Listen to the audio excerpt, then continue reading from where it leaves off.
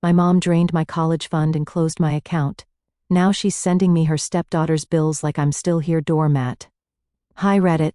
I'm a 24-year-old woman from the Midwest, and this is something I've been carrying for years now.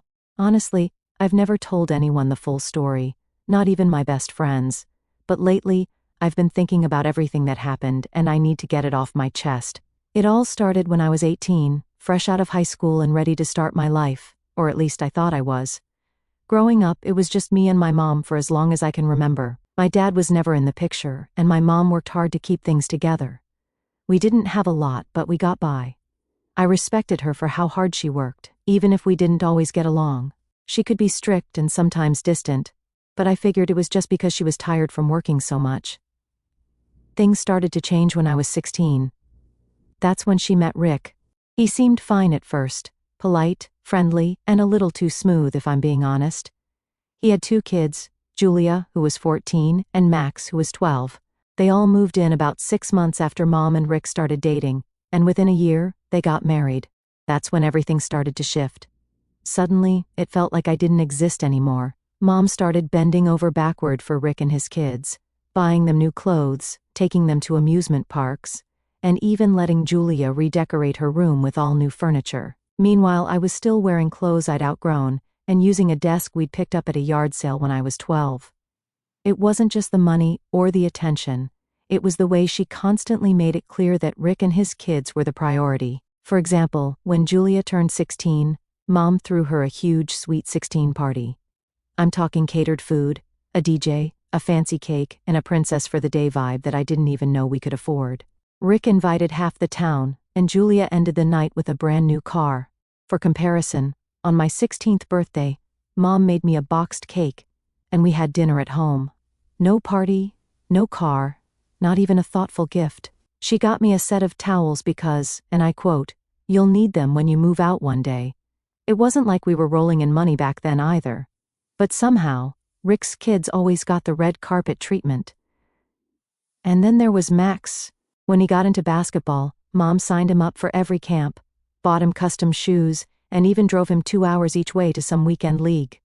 I, on the other hand, had begged her for years to let me take piano lessons. She always said no, claiming we couldn't afford it. It wasn't just favoritism, it was like I was a second-class citizen in my own home. Every decision Mom made revolved around Rick and his kids, and if I needed something, it was always, maybe next time, or we'll figure it out later. What hurt the most was when Rick and Mom sat me down one day and told me they were turning my bedroom into Julia's study space because she needed a quiet place to focus on her schoolwork. I had to move into the tiny guest room at the back of the house, which barely fit my bed and a dresser. Julia wasn't even using the study space half the time. I'd catch her in there taking selfies and making TikToks. But the worst of it came after I graduated from high school. I had been working 2 part-time jobs for over a year, saving every penny I could for college.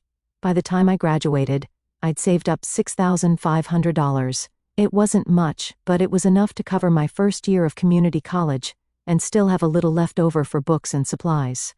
I was proud of myself. One day, a few weeks before I was supposed to start classes, I logged into my bank account to check my balance.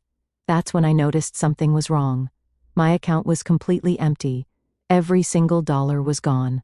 At first I thought it had to be a mistake. Maybe there was a glitch, or someone had hacked my account. I called the bank in a panic, trying to figure out what happened. That's when they told me the money had been withdrawn by someone with access to the account. My stomach dropped. The only other person on the account was my mom. I confronted her that same day. I remember walking into the living room, shaking, and asking her if she'd taken my money. She didn't even look surprised. She just nodded and said, "Yes, I used it," like it was no big deal. I asked her why and she said, "Rick needed help paying for some things for the kids. They're starting school too, you know." I couldn't believe what I was hearing. She took every dollar I had saved for college to pay for clothes and school supplies for Julia and Max. I was furious. I told her that money was for my future, and she just shrugged and said, "You're part of this family. We all have to pitch in." That was the moment I realized she didn't see me as her daughter anymore, just as someone to be used when it was convenient.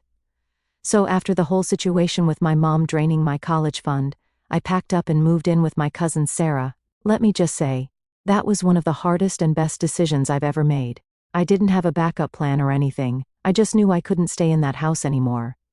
Sarah has always been my safe space. She's 10 years older than me and lives about 30 minutes away in a small but cozy apartment. She didn't even hesitate when I called her in tears, explaining what happened. "Come here," she said. "Stay as long as you need. We'll figure it out." When I got there, I was a mess. I had one suitcase with most of my clothes and some random stuff I threw in at the last minute. That's it. Everything else I left behind. I didn't even feel like it was mine anymore. I mean, what was the point? Sarah didn't pry or ask too many questions, which I appreciated. She just hugged me, handed me a blanket, and said, "Let's order pizza." Those first few days were rough. I felt lost, like I didn't know who I was anymore. My whole life, I thought I'd had a supportive mom, even if she wasn't perfect. But after what she did, I couldn't trust her. And let's be real. It's not just about the money. It's about what the money represented. That was my hard work, my future, my independence, and she took it like it was nothing. Sarah was a lifesaver during that time. She dragged me out of bed when I just wanted to lie there all day, telling me, "You're not going to let them win by giving up." She helped me make a list of things I needed to do, like finding another job and figuring out my next steps for school. For a while, I worked at a coffee shop near Sarah's apartment. It wasn't glamorous, but it was enough to start building my savings back up. Plus, it gave me something to do besides sit around feeling sorry for myself. I started to realize how much I'd been holding on to all that resentment and anger. While I wasn't ready to forgive my mom, and probably never will be, I didn't want it to consume me either. One thing that really helped was setting small goals. At first, it was just about saving $500 so I could open a new bank account that Mom didn't have access to. Then it was saving enough to pay for one class at the community college. Eventually, I was able to register as a part-time student and take my first couple of classes. It wasn't the traditional college experience I dreamed of, but it was something. Living with Sarah was a completely different vibe from living at home. For one thing, she actually treated me like an adult. She never made me feel guilty if I didn't have money to chip in for groceries or rent, and she always asked me what I wanted to do instead of just making decisions for me. We had this routine where we'd sit on the couch every Friday night, eat takeout, and watch whatever dumb reality show was on. It wasn't much, but it felt like home. Meanwhile, I barely heard from my mom. The few times she did call or text, it was never to check on me. It was more like, "I hope you're thinking about coming home soon," or, "We need to talk about how you're going to contribute to the family." It was like she didn't even realize I'd left because of her. I didn't respond to most of her messages. What was I supposed to say? "Thanks for ruining my life"? I did hear bits and pieces about what was going on at home from my Uncle Dave, who I'm still pretty close with. He told me Rick was still pulling his weight as king of the couch, while Mom worked overtime to pay for everything. At one point, Julia had joined some expensive cheerleading team, and Max was getting private guitar lessons. "Oh, and your mom got Julia a new iPhone for her birthday," Dave added during one of our phone calls. "Of course she did," I said, rolling my eyes so hard I think I pulled a muscle. But honestly, I stopped caring. They had their perfect little family, and I had my own life to figure out. By the time I turned 20, things were starting to look up. I'd saved enough to transfer to a university about an hour away and move into a shared apartment with a couple of other students. I was finally able to breathe and start focusing on my future. One of the most surprising things about leaving home was how much my mental health improved. I hadn't even realized how much stress I'd been carrying until I wasn't living under the same roof as Rick and his entitled kids. By the time I graduated, I'd managed to land a decent job in marketing. For the first time in years, I felt like I had my life together. I was paying my own bills, living in a cute little studio apartment, and finally starting to see a future for myself that didn't include constantly looking over my shoulder for my mom's approval. Then, out of nowhere, my mom decided to reappear. It started with a text, "Hey, we need to talk. Call me when you have a second." I didn't want to. I mean, the last time I had any meaningful interaction with her, she emptied my bank account and left me to fend for myself. Why would I want to voluntarily open that door again? Then she called me, and I picked up, hesitant. Big mistake. The second I picked up, she went straight into her pitch.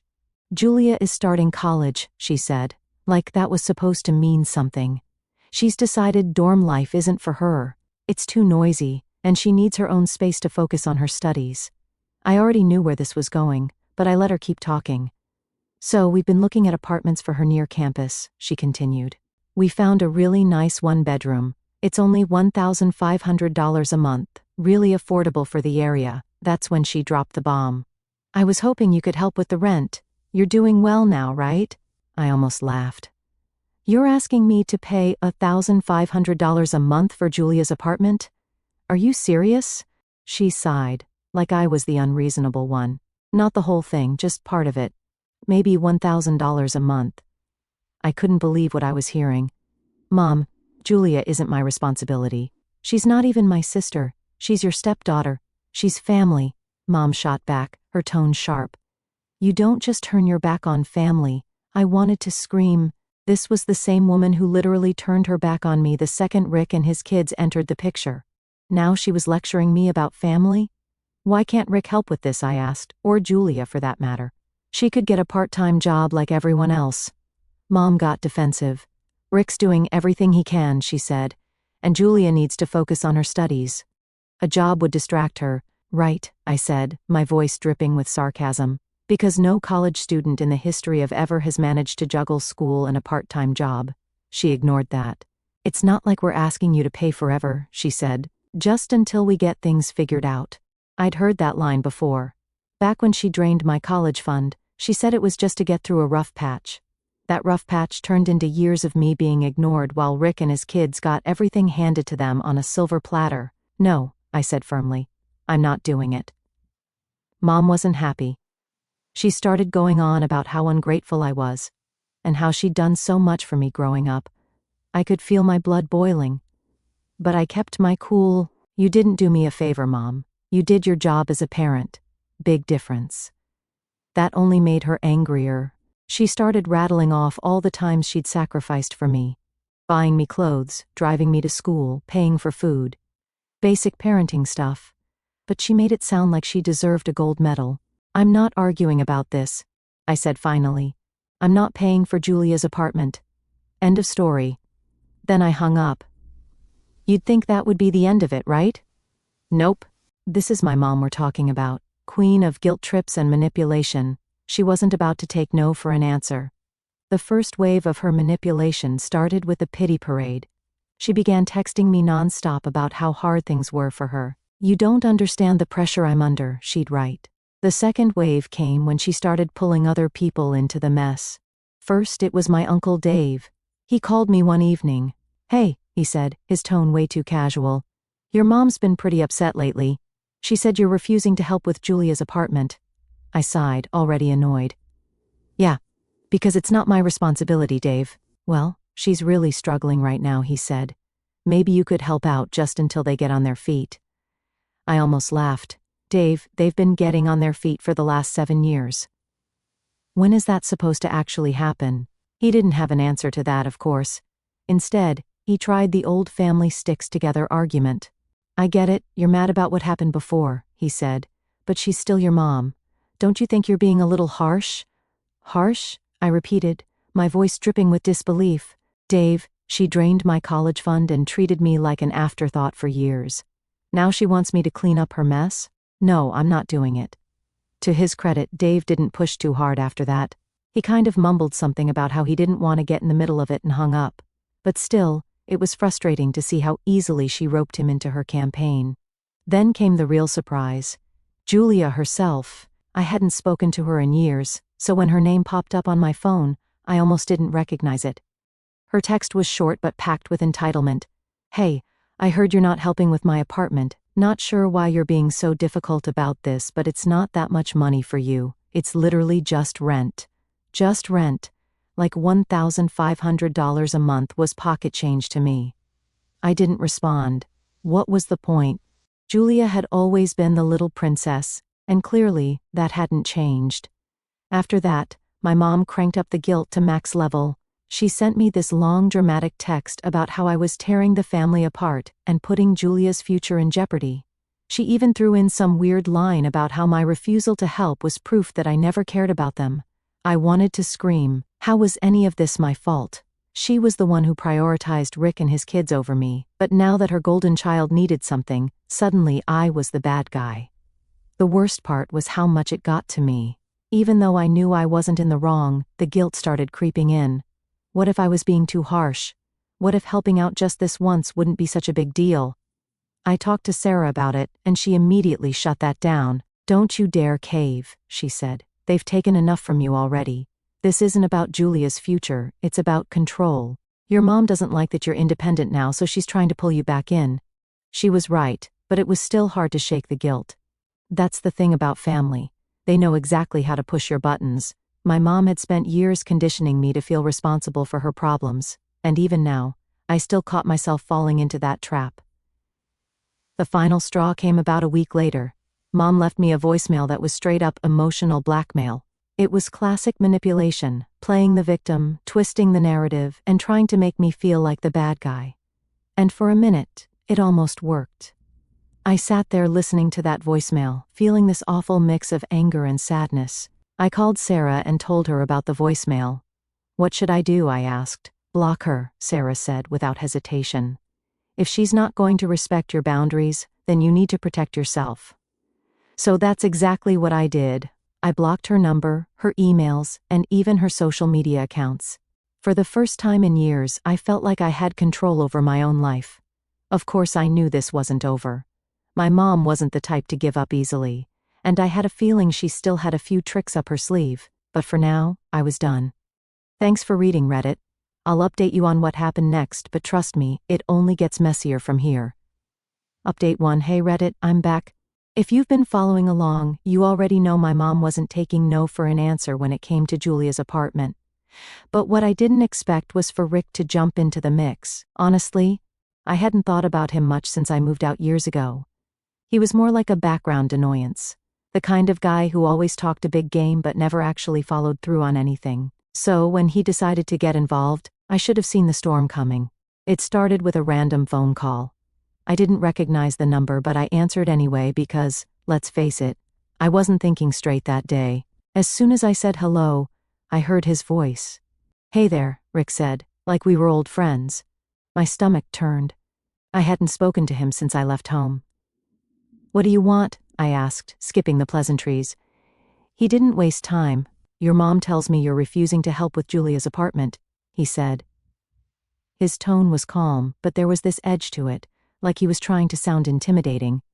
"That's right," I said, keeping my voice steady. Rick let out this fake laugh, the kind that says, "You're gonna regret this." "I don't think you understand the situation," he said. "Oh, I understand perfectly," I snapped. "You want me to fund a whole apartment for Julia because she's too special to live in a dorm. That's not happening." And that's when he dropped the act. "Let me make this clear," he said. "Your mom is under enough stress as it is. If you don't step up and do your part, you're gonna push her to her breaking point." "Is that what you want?" I couldn't believe what I was hearing. "My part? Are you serious? I'm not the one who promised Julia a lifestyle I can't afford. That's on you and Mom." Rick wasn't having it. "This isn't about promises," he said. "It's about family. You're part of this family, whether you like it or not." I almost laughed. "Rick, you and I both know you've never thought of me as family. I was just the extra baggage that came with Mom. So don't sit there and lecture me about family." That must have hit a nerve because his tone got even colder. "You've always been ungrateful," he said.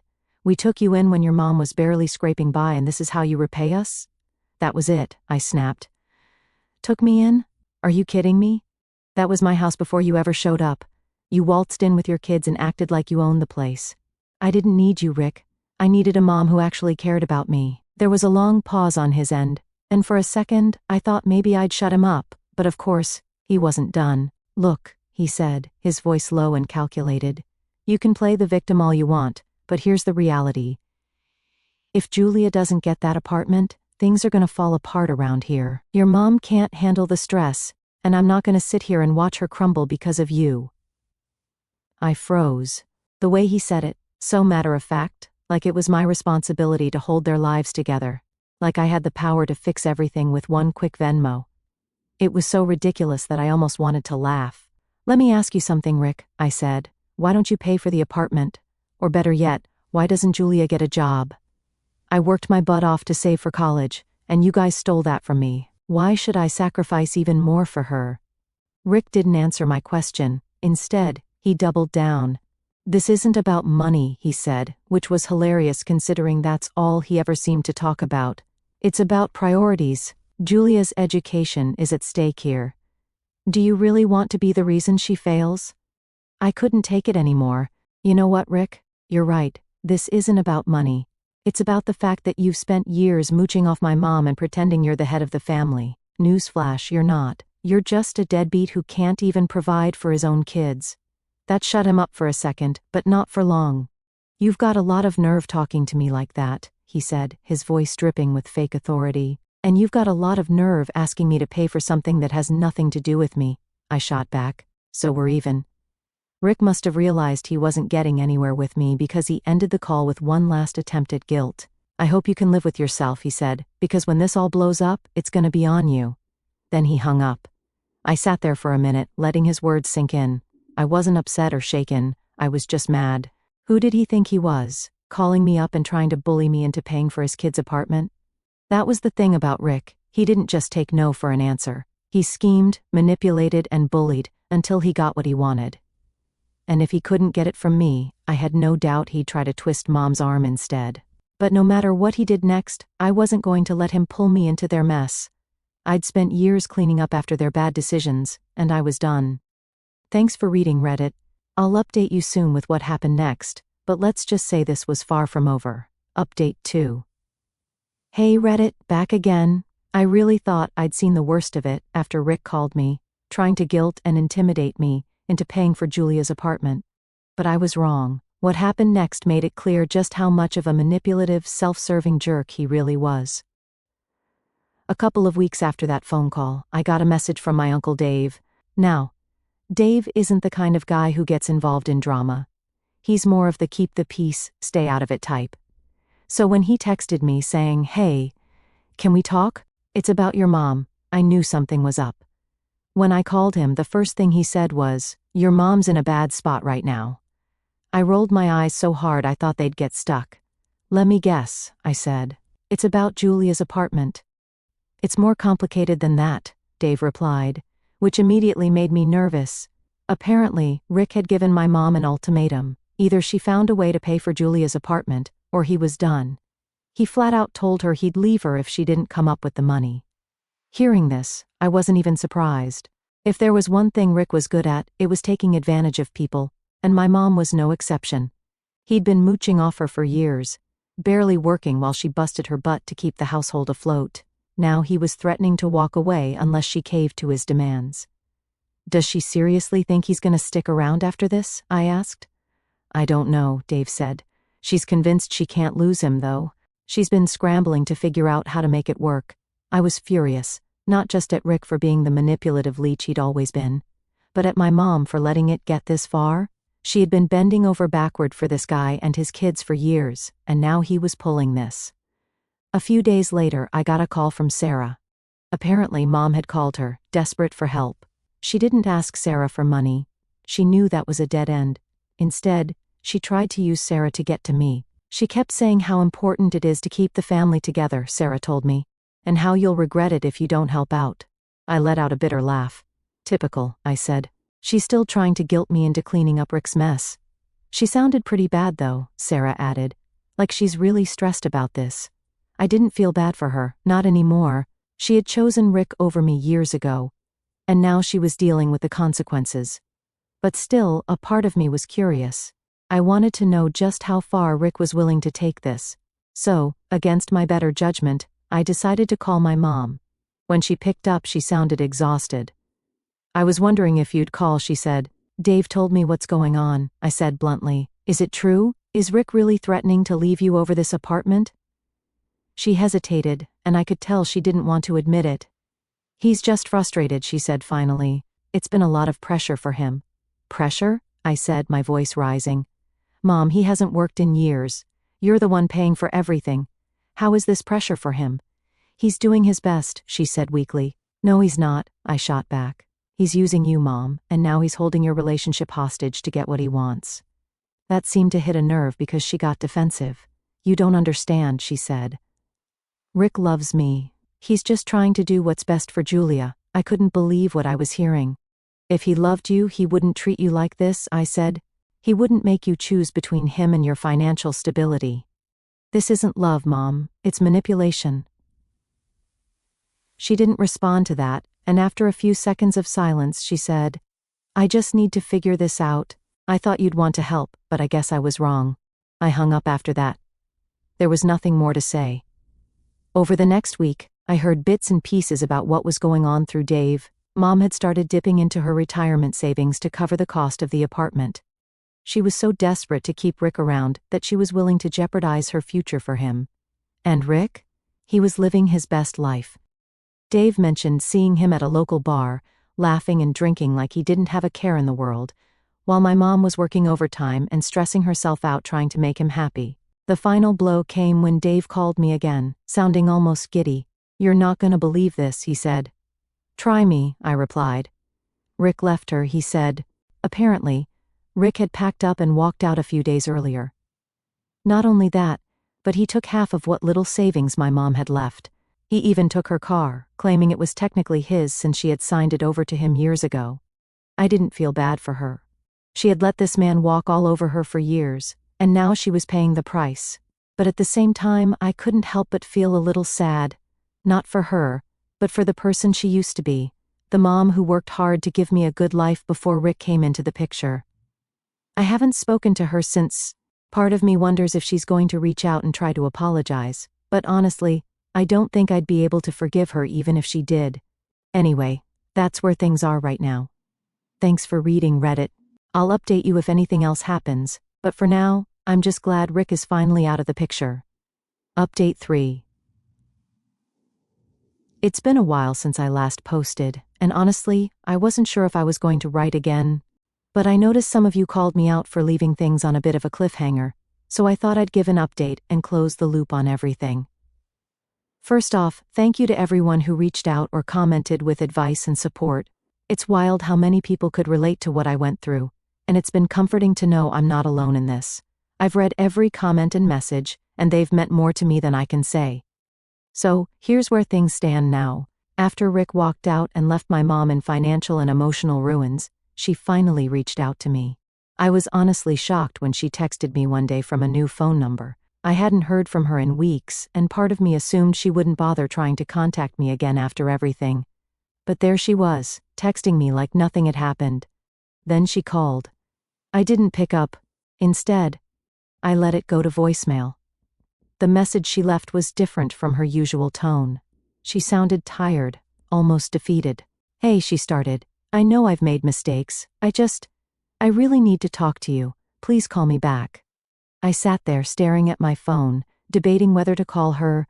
On one hand, I was curious. Had she finally realized how toxic Rick was? On the other hand, I didn't want to open that door again. I'd worked so hard to set boundaries, and I didn't want to undo all of that.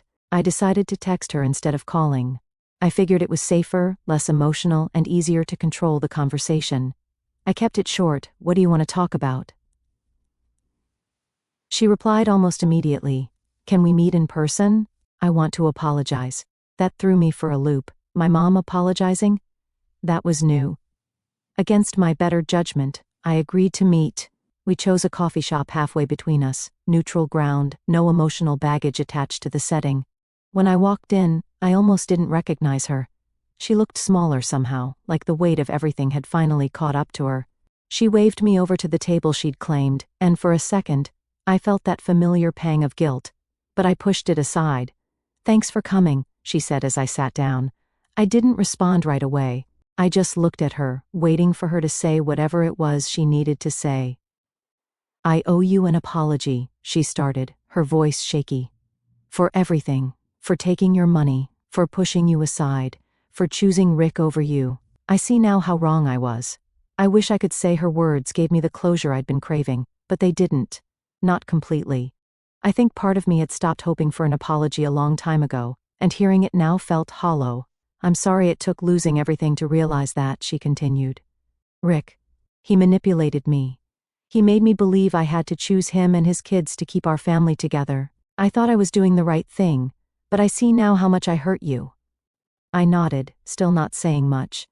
I didn't want to let my guard down just because she was finally admitting what I'd known all along. I know I can't make up for what I've done, she said, but I want to try. I want to fix our relationship, if you'll let me. That's when I finally spoke. Mom, I'm glad you're realizing this now, but you have to understand that it's not that simple. You hurt me, and it's going to take a lot more than an apology to fix that. She nodded, tears welling up in her eyes. I understand, she said quietly. Why now? I asked. Why are you coming to me now, after everything? She sighed.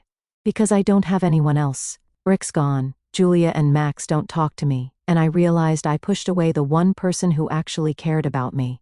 Her words hit me hard, harder than I expected. I wasn't sure if she meant them, or if this was just another attempt to guilt me, but either way, they left me feeling conflicted. I can't do this right now, I said finally. I need time to think about where we go from here. She nodded, wiping her eyes. I understand, she said. Take all the time you need. After that, we said our goodbyes and I left the coffee shop feeling more drained than I had in years. That was a few weeks ago, and I haven't spoken to her since. She sent me a couple of texts, mostly just updates about how she's doing and the occasional I miss you message, but I haven't replied. I think part of me is still processing it. It's hard to reconcile the mom I used to know with the person she became. I don't know if I'll ever be able to fully trust her again, but I do know one thing. I'm not going to let her back into my life just because she's suddenly ready to make amends. Forgiveness is complicated, and it doesn't come easy. Right now, I'm focusing on myself and the life I've built without her. Maybe one day we'll have a relationship again, but for now, I'm keeping my distance. Thanks for sticking with me through this journey, Reddit. It's been a wild ride, but I'm finally starting to feel like I'm in control of my life again. Here's to moving forward, one step at a time.